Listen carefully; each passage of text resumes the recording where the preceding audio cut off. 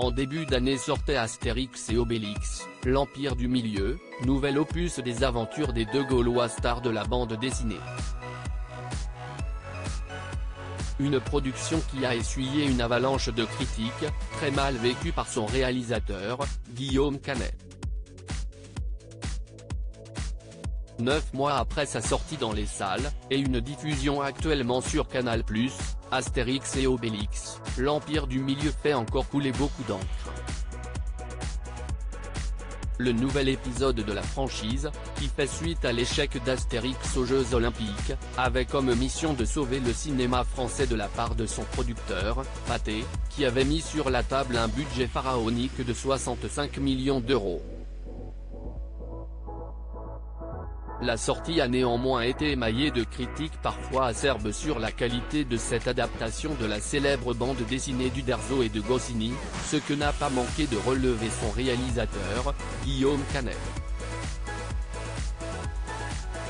Il y avait une telle véhémence, Guillaume Canet réagit aux critiques d'Astérix et Obélix, l'Empire du Milieu. Le compagnon de Marion Cotillard scène est ému dans un portrait que lui consacre Libération, et dans lequel il revient sur l'accueil froid, pour ne pas dire glacial, que sa dernière superproduction a subi de la part de la presse. Je savais que je prenais un risque en faisant ce genre de film, explique-t-il sans concession, il y avait une telle véhémence que ce n'était pas facile. Une difficulté qu'il a finalement vite mise derrière lui, comme il le confirme au quotidien, je suis passé à autre chose en ne gardant que les bons souvenirs.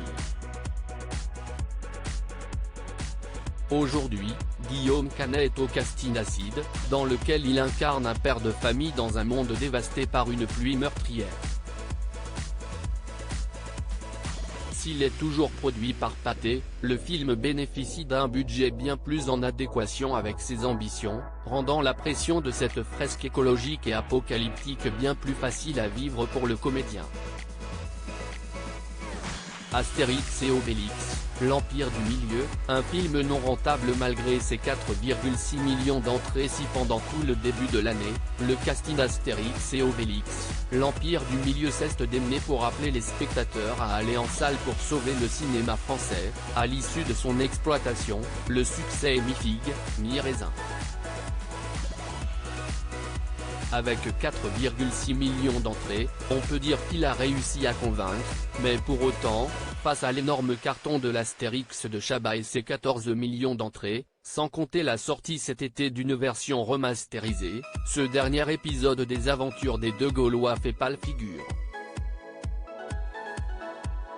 Avec 65 millions d'euros de budget, et malgré son nombre d'entrées important, le film n'est donc pas rentable, si bien que Pathé mise sur l'exploitation à l'étranger, en DVD, VOD et sur les chaînes, pour combler le déficit, si est une opération sur le long terme.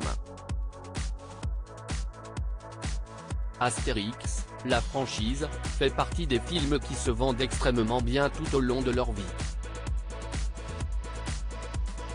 Si est un film qui rentrera dans ses frais à un moment donné par l'intermédiaire des ventes télévisuelles, affirmait le studio ABFM TV.